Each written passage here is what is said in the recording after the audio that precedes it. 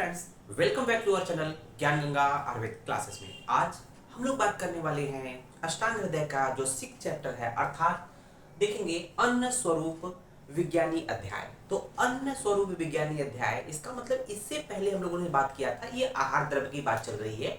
जो भोजन के आहार द्रव्य होते हैं, अगर 5वें चैप्टर की बात करें तो उसमें हम लोग मुख्यतः चैप्टर का नाम था द्रव द्रव्य विज्ञानी अध्याय। उस चैप्टर हम लोगों ने मुख्यतः रूप से कहने के जो लिक्विड पार्ट थे भोजन के, अर्थात जैसे देखेंगे दुग्ध वर्ग की बात किया था, और कहीं ना कहीं जल वर्ग की बात किया था, मधु वर्ग की बात किया था। तो कुछ इस तरह से जो लिक्विड के रूप में जो भोजन के रूप में थे, साथ ही साथ हम लोगों ने मूत्र वर्ग की भी बात किया था चैप्टर नंबर 5 में। अब यहाँ पर बात करेंगे अन्न, जैसा कि अन्न मतलब कोई ना कोई अन्न की बात कर रहे हैं, तो यहाँ पर अन्न क्या है, जैसे गेहूं है, चावल है, दाल है, इस तरह की बातें किए करेंगे।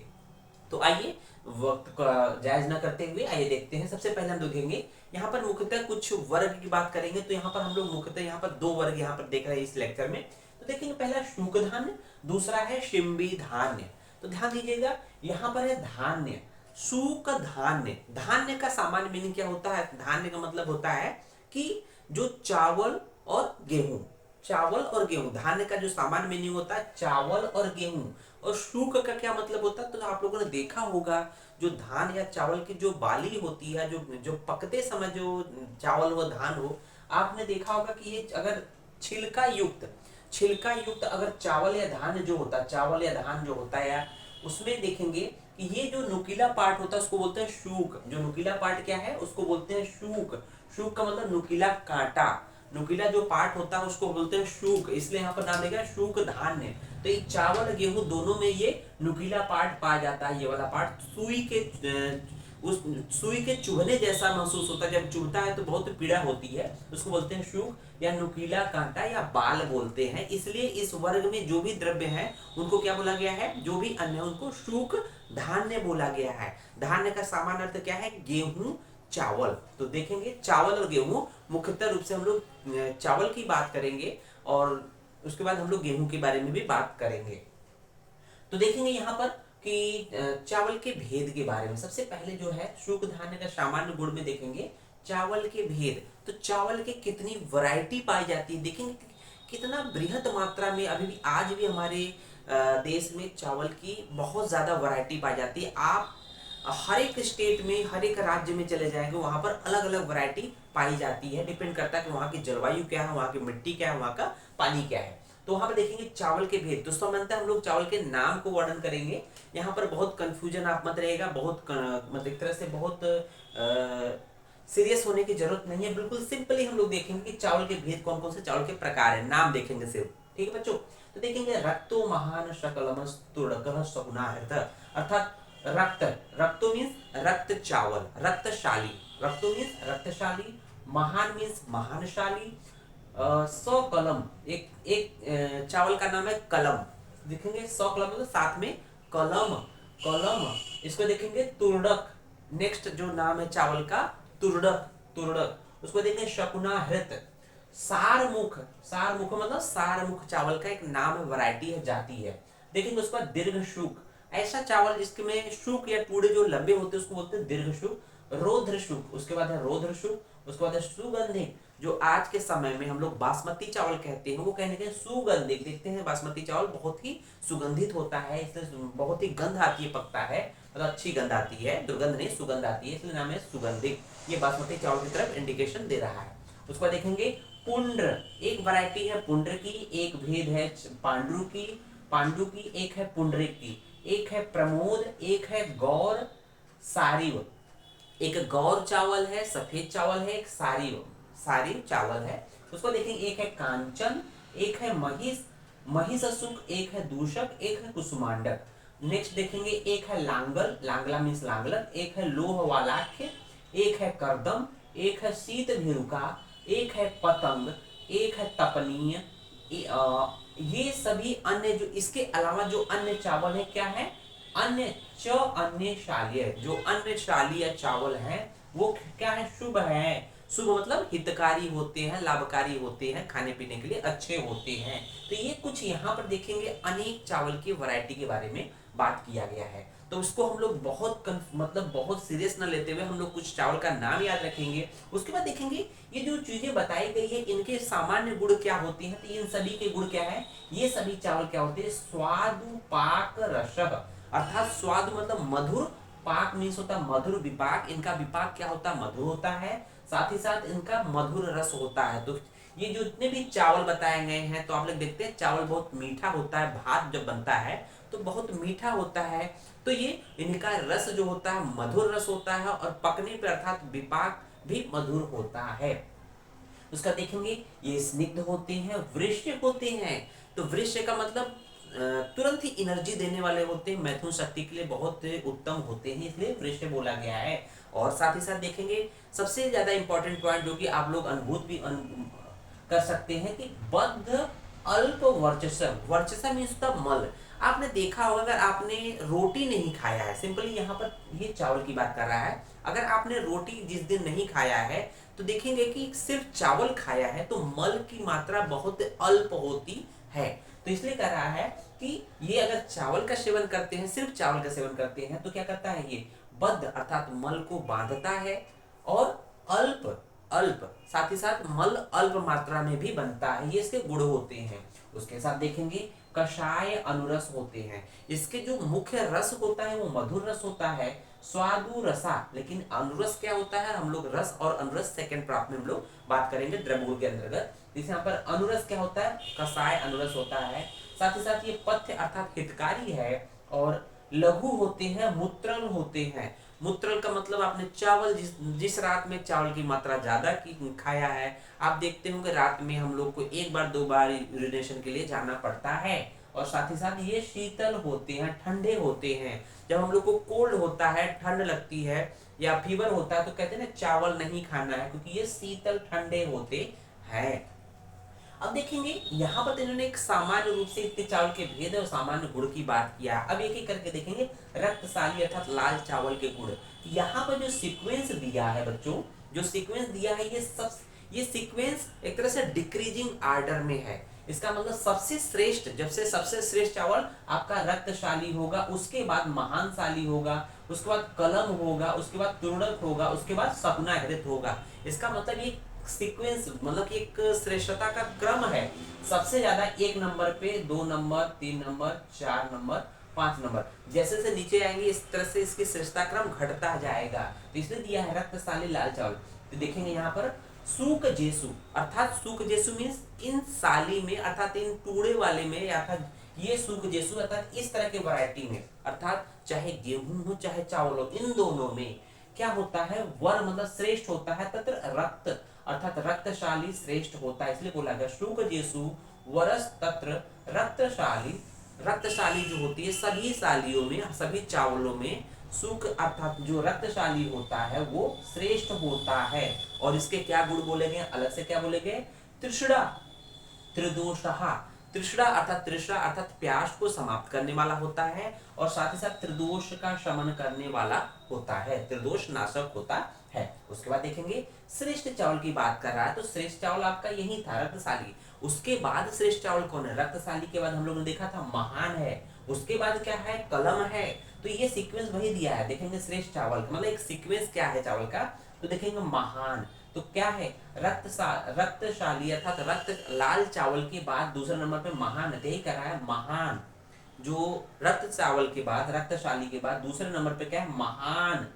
उसके बाद देखेंगे कलमस्त, कलम, देखेंगे तीसरे नंबर पे कलम है ना, तीसरे नंबर पे कलम है। इसका मतलब जो सीक्वेंस यहाँ दिया गया है, सबसे 1 नंबर पे सबसे रक्तशाली है, दूसरे नंबर पे महानशाली है, तीसरे नंबर पे कलम है, चतुर्थ नंबर तुड़क है। तो ये सीक्वेंस इसी तरह से आपको डिक्रीजिंग ऑर्डर में है श्रेष्ठता का। उसके बाद देखेंगे अनु तत्परे, उसके बाद उसी सीक्वेंस में ये धीरे धीरे श्रेष्ठता क्रम घटता जाएगा। सबसे ज्यादा श्रेष्ठ ये होगा, सबसे लास्ट में जो होगा वो मान लीजिए ये है कि तपनी है, सबसे कम श्रेष्ठ होगा। ये सीक्वेंस बताया, मतलब नीचे से ऊपर बढ़ेंगे, ऊपर से नीचे की तरफ घटते जाएंगे।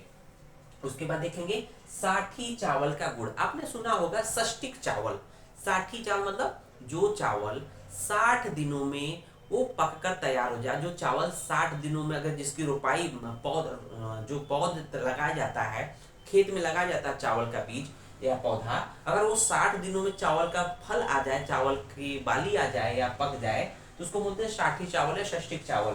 तो ये क्या, उसके गुण क्या होते हैं देखेंगे। साठी चावल क्या होता है, स्निग्ध होता है, ग्राही होता है, साथ ही साथ लघु होता है, और स्वादु अर्थात मधुर मधुर रस होता है, साथ ही साथ त्रिदोषघ्नम त्रिदोष का शमन करने वाला होता है, और स्थिर और शीतल होता है। और देखेंगे षष्टिको ब्रीही, ये षष्टिक ब्रीही की बात कर रहा है, षष्टिक ब्रीही श्रेष्ठ होता है, षष्टिक ब्रीही की बात कर रहा है। तो षष्टिक ब्रीही भी दो प्रकार का होता है, साठी चावल दो प्रकार का होता है। कौन कौन से, एक गौरशाली, एक असितशाली, अर्थात गौर षष्टिक और असित मतलब तरह से कृष्ण षष्टिक।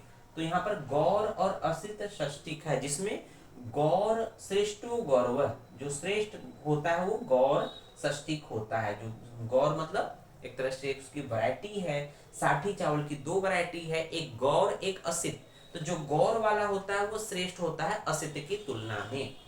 तो यहाँ पर ये बताया है। उसके बाद देखेंगे हम लोग चावल की ढेर सारी वैरायटी के बाद आ जाते हैं गेहूं के गुण के बारे में। तो गेहूं का गुण, गेहूं के बारे में बहुत ज्यादा वर्णन नहीं मिलता है, इसलिए हम लोगों ने शुरू में सबसे पहले चावल की ही बात किया। तो देखेंगे गेहूं जिसको हम लोग गोधूम बोलते हैं, उसको देखेंगे गेहूं के गुण या गोधूम। तो वृक्ष होता है, शीतल तो होता ही होता है, गुरु होता है, और स्निग्ध होता है, जीवनो वात पित्त को वात पित्त का शमन करने वाला होता है, जीवन देने वाला होता है, जीवनो बोला गया है। देखते हैं आज के समय में बिना रोटी के हम लोग नहीं रह सकते हैं। ये पूरे वर्ल्ड में गेहूं ऐसा है जो कि मैक्सिमम जो फूड का जो एक तरह से सप्लाई एनर्जी होती है वो रोटी के थ्रू होती है, गेहूं के थ्रू होती है। तो देखेंगे साथ ही साथ संधानकारी, संधानकारी का मतलब होता है फर्मेंटेशन करने वाला होता है। अगर आपने देखा होगा, अगर रात गर्मी के दिनों में शाम का गुथा हुआ आटा अगर रख दिया जाए, बाहर ही रख दिया जाए, फ्रिज में न रखे तो क्या होता है, उसमें देखेंगे कि बबल्स उठने लगते हैं, जैसे पाव रोटी होती है, उसमें से CO2 का गैस निकलता है, अर्थात फर्मेंटेशन की क्रिया होती है। यही प्रक्रिया यहाँ पर भी पाई जाती है। तो इसका मतलब यहाँ पर संधानकारी होता है, जहां भी संधान कराता है वहां पर गेहूं का प्रयोग करते हैं। आप सेकंड पार्ट में इसको प्रॉपर तरीके से पढ़ोगे। उसको देखेंगे मधुर होता है, और साथ ही साथ स्थैर्यकृत और स्थिरता प्रदान करता है। अब हम लोग चावल अर्थात शुक धान्य के बाद हम लोग शिंबी धान्य की बात करेंगे। तो शिंबी का जो सामान्य अर्थ होता है कि फली, जैसे आपने देखा होगा मटर की फली, अर्थात जो लेग्यूमिनेसी फैमिली। तो यहाँ पर शिंबी का मतलब क्या है, लेग्यूमिनेसी फैमिली की बात कर रहे हैं।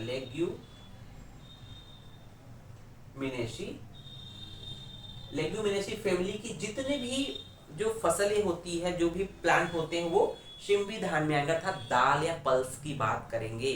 तो हम लोगों ने चावल गेहूं की बात किया। अब यहाँ पर हम लोग अन्न स्वरूप विज्ञानी की बात करें तो उसमें हम लोग दाल की बात करेंगे, दालें के बारे में बात करेंगे, जो हम लोग दाल खाते हैं। तो पल्स की बात करेंगे। शिंबी धान के सामान्य गुण देखेंगे। तो यहाँ पर क्या दिया है, मुग्ध आड़की, एक है मुग्ध आड़की मसूर आदि शिंबी धान्यम। तो यहाँ पर बोला गया है मुग्ध है अर्थात मुग्ध मतलब मूंग, और आड़की एक होता है, और साथ ही साथ मसूर, ये जो है शिंबी धान्य होते हैं। ये क्या करते हैं, विबंधकृत अर्थात वात को बढ़ाने वाले होते हैं। विबंधकृत मतलब शरीर में वात को बढ़ाने वाले होते हैं, विबंध करने वाले होते हैं। साथ ही साथ कषाय और मधुर रस वाले होते हैं, संग्राही होते हैं, कटुपाक अर्थात जो इनका विपाक होता है कटु होता है, और इनका वीर क्या होता है, हिम अर्थात शीत होता है। साथ ही साथ ये लघु होते हैं। उस पर देखेंगे ये क्या करते हैं कि जो दालें होती हैं, जितनी पल्सेस होती हैं, वो क्या करती हैं, मेद, श्लेष्मा, रक्त, पित्त में हितकारी होते हैं। और साथ ही साथ प्रलेप और प्रदेह में के लिए उपयोगी होते हैं। तो लेप और उपसेक के लिए लाभकारी होते हैं। उसको देखेंगे मूंग के गुण। तो मूंग जिसको हम लोग बोलते हैं कि मूंग आदि के गुण, यहाँ मूंग के गुण की बात नहीं कर रहा, सिर्फ मूंग मूंग और अन्य जो दालें हैं उसके बारे में बोला है एक करके।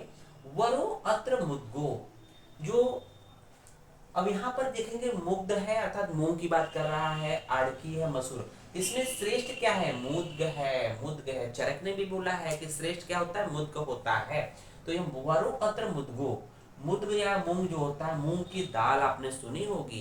कहते हैं ना कि जब कभी भी किसी को लूज मोशन होता है, इंडाइजेशन की बात आती है, तो कहते हैं ना कि मूंग की दाल की खिचड़ी खा लो, लघु भोजन है, सुपाच्य है और अच्छा है। इसका मतलब श्रेष्ठ दाल की बात करेंगे तो मूंग होता है। वरो अत्र मुद्गो अल्प अल्प चल, अर्थात ये वात को कम करने वाले होते हैं, वात का शमन करने वाले होते हैं। उसके साथ देखेंगे, ये तो मूंग की बात थी। और इसका देखें कलाई, कलाई का मतलब मटर, कलाई मतलब मटर की दाल के बारे में। कलाई किसको कहते हैं? मटर की दाल को कहते हैं। ये क्या होते हैं? तो अति वातल, बहुत ज्यादा मात्रा में वात को बढ़ाने वाले होते हैं। जो मटर होता है ये वात का बहुत अधिक मात्रा में वर्धक होता है। तो आपने देखा होगा मटर का खाने के बाद वात अधिक मात्रा में बढ़ता है। उसके बाद देखेंगे राजमास, राजमास का मतलब राजमा की बात करें, ये भी दाल की वैरायटी होती है। राजमास क्या होता है? अनिल करो, सामान्यतः जो वात को बढ़ाता है, रुच्च होता है, बहुशकृत, बहुत अधिक मात्रा, शक्रिद मीन्स मल को बहुत ज्यादा मात्रा में बनाता है। जब आपने राजमा का सेवन करते हैं तो कहीं ना कहीं देखते हैं मल बहुत ज्यादा मात्रा में बनता है। साथ ही साथ गुरु होता है। उसके बाद देखेंगे कुलत, कुल्थी की दाल के बारे में बात करेंगे। डॉलिकॉस लबलब जिसको बोलते हैं, तो ये कुल्थी, लबलब नहीं, डॉलिकॉस वैरायटी होती है। कुल्थी के गुड़ के बारे में बात करते हैं तो देखेंगे कुल्थी उष्ण होती है। उष्णा कुलत्था, जो कुल्थी होती है वो क्या होती है? उष्ण होती है। पाके अम्ला, और इसका जो विपाक होता है अम्ल विपाक होता है। साथ ही साथ क्या होता है? ये शुक्र अश्मरी कौन कौन से रोगों में यूज किया जाता है? तो आप लोग देखा होगा आजकल जब किसी को स्टोन हो जाता है, यूरिनरी ब्लैडर का स्टोन है, तो उसको क्या करते हैं? कुल्थी की दाल का सेवन या उसका पानी या उसका दाल के बारे में बोला गया कि खाने को बोला गया है। तो यहाँ देखिए शुक्र अश्मरी, शुक्र अश्म मतलब शुक्र अश्मरी में लाभदायक होता है। साथ ही साथ श्वास, पीनस, कास, अर्श, कफ, वात, वात जन रोगों में हितकारी होता है। घ्नंति, इसका नाश करता है। और साथ ही साथ पित्त, अस्र, रक्त में को बढ़ाने वाला होता है। इसका मतलब इनको वात का तो शमन करता है, कफ वात का शमन करता है, लेकिन पित्त और रक्त का बढ़ाता है। लास्ट में देखेंगे एक उड़द के गुड़, जो उड़द है इसको हम लोग क्या बोलते हैं? मांस बोलते हैं, मांस। उड़द को क्या बोलते हैं? मांस। उड़द जो होता है गुरु होता है, भारी होता है। देखेंगे मांस स्निग्धो बल श्लेष्म, अर्थात बलकारी श्लेष्मा को बढ़ाने वाला, और साथ ही मल और पित्त को पित्त को बढ़ाने वाला होता है। और साथ ही साथ सर गुड़ का होता है। उसके साथ देखेंगे गुरु होता है, उष्ण होता है, अनिला स्वादु, और वात को बढ़ाने वाला होता है। स्वादु अर्थात मधुर रस वाला होता है। साथ ही साथ शुक्र की वृद्धि करने वाला, साथ ही साथ विरेककृत, शुक्र की वृद्धि भी करता है, शुक्र को निकालता भी है। तो ये आपके उड़द के गुण है। उड़द जो है वृक्ष का गुण होता है। आप जब सेकंड फाइनल प्राप्त में एक तरह से वाजीकरण में केस में उड़द के गुण के बारे में देखेंगे तो उड़द बहुत ज्यादा मात्रा में वाजीकरण के रूप में यूज होता है। इसलिए यहाँ पर शुक्र की वृद्धि और शुक्र को बनाना, मतलब शुक्र की वृद्धि कब होगी? जब शुक्र को बढ़ाएगा, साथ ही साथ शुक्र को शरीर से बाहर भी निकालने का काम करेगा, इसलिए इसको वाजीकरण के रूप में यूज किया गया है। उसके बाद देखेंगे नवीन और पुराण धान्य के गुण। तो यहाँ देखते हैं कि जो धान्य होते हैं, सिंपली गेहूं और चावल दोनों की बात कर रहा है, या दाल तरह से ये जो सामान्यतः ये बात कर रहा है कि जो नवीन और पुरान, चाहे चावल गेहूं हो चाहे दालें हो, तो नवीन क्या होते हैं? जो नए नए होते हैं वो नवीन धान्य क्या होते हैं? अभिसंधी होते हैं। अभिसंधी मतलब स्रोतों में अवरोध उत्पन्न करने वाले होते हैं। ये क्या करते हैं? कफ को बढ़ाने वाले होते हैं और लघु होते हैं। साथ ही साथ लघु धान्य कौन होता है? जिसके नवीन धान्य जो होता है अभिसंधी होता है, ठीक है। और जो लघु संवत्सरों से तम, तो ये जो एक साल पुराना जो धान्य होता है वो लघु हो जाता है। तो नया धान्य क्या होता है? गुरु होता है। नया धान्य आपने देखा कि नया नया चावल जनरली कहते हैं ना, नया नया चावल इसको एक साल बाद खाओगे तो लघु हो जाता है। तो नया नया धान्य क्या होता है? गेहूं हो चावल हो तो कहते हैं ना, 1 साल पुराना ही लोग सेवन करते हैं, क्योंकि वो क्या करता है, नया नया क्या होता है, गुरु होता है, भारी होता है पचने में। लेकिन लघु संवत्सरोसितम अर्थात 1 वर्ष पुराना जो भी धान्य होगा, चाहे गेहूं होगा, चावल होगा, दाल होगा, वो लघु हो जाता है, सुपाच्य हो जाता है। और शीघ्र जन्म, और साथ ही साथ क्या कर रहा है, शीघ्र जन्म तथा सुप्यम निस्तुषम युक्ति भर्जितम। तो कह रहा है कि निस्तुषम अर्थात छिलका रहित, युक्ति भर्जितम युक्ति पूर्वक भुना हुआ, तथा शीघ्र जन्म लेने वाला, मतलब सुप्य उड़द आदि सुप्य जो होते हैं, शीघ्र जन्म लेने वाले, ये क्या होते हैं, लघु होते हैं। तो इस तरह से हम लोगों ने शुभ धान्य और शिंदी धान्य के बारे में जान लिया। उम्मीद है आपको वीडियो अच्छा लगा होगा। वीडियो को अधिक से अधिक लाइक, शेयर और वीडियो पे अधिक कमेंट करें। धन्यवाद।